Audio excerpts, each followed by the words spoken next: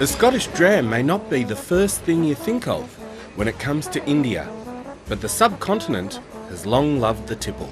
In fact, Indian whiskey drinkers often enjoy the fabled Patiala peg, named after the larger-than-life Maharaja of Patiala. That's 2 fingers, around 4 standard measures, which is 120 millilitres. And that love has grown even more, with India's whiskey consumption exploding by 200% over the last decade, overtaking France as the world's second biggest market for Scotch by volume. The markets have opened up. It's very trendy to drink a lot of liquor. When I was in Bangalore, there was a bar culture coming up in the city. And I think that kind of changed things eventually. And it's very common for people to have alcohol in India now.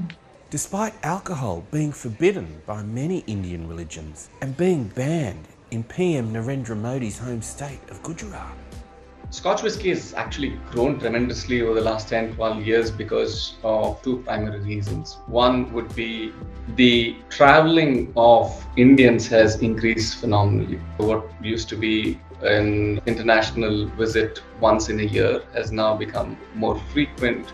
But also they've started to realize that there is a fundamental difference in the way the whiskey tastes, what single malt Scotch offers compared to what's available in India. While Scotch was a mainstay of the British club, locals didn't initially warm to it. But after the westernised Indian elite started drinking whiskey to emulate their British rulers, perhaps to curry favour, Scotch was suddenly seen as prestigious, sophisticated and modern. Especially in Bollywood movies from the 1970s on, presenting whiskey as glamorous and drinkers as macho. Bagpiper. But although many Indian whiskies like Bagpiper, Royal Stag, 100 Pipers or McDowell's sound Scottish, they're not.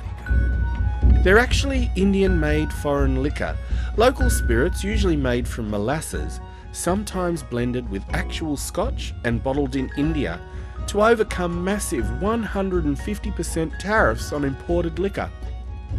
Since Brexit, the British government has been trying to negotiate a new free trade agreement to increase Scotch's market share, arguing it could bring a potential 340 billion rupee increase in tax revenue.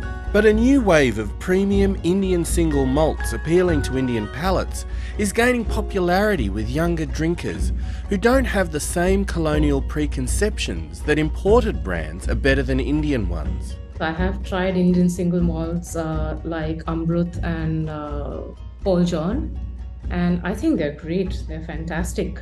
I'm not a connoisseur, so I can't tell you exactly why I like them or how to compare them with the Scotch, but I have to say that I like the Indian single malts more than, say, the Japanese single malts. The barley which is grown in India is different from the one grown in Scotland. So that has its own distinctive flavor.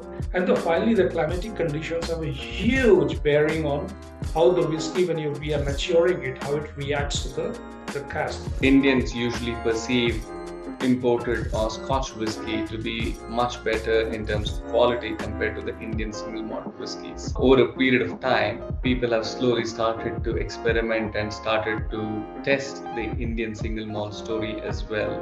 That's when I think that the change has started to occur, that they have started to realize that Indian single malt whiskies on some fronts are better than the Scottish single malt whiskies. But Indian whiskey manufacturers are concerned at the effect the removal of tariffs will have on the fledgling Indian single malt industry.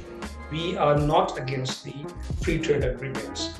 All we say is that free trade agreements should be fair and equitable to both sides, and they should create opportunities for both sides. As a consumer, I'm gung-ho for it. I mean, I can't imagine as to what kind of acceleration India will have when there are many more variants, many more available brands from single malt Scotch whisky that are available in India. The potential is incredible, given Scotch is only 2% of the total Indian market.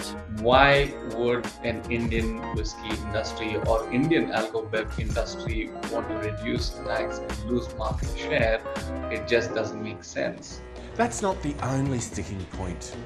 Due to India's much warmer climate, Indian whiskies mature 3 to 3.5 times faster than Scottish ones. There is a UK definition as per the EU Act 2019, which makes it necessary for a whiskey to be matured for 3 years to be qualified as a whiskey. But the problem is the whiskey evaporates. So if you unnecessarily force a whiskey to be matured in Indian conditions, where actually the rate of evaporation is 10% year by year, which means your 30% of the whiskey has evaporated. Although this bottleneck in negotiations may scotch any immediate change to the world's biggest whisky market, the rise of Indian single malt promises more choice for whisky connoisseurs around the world. And I can drink to that.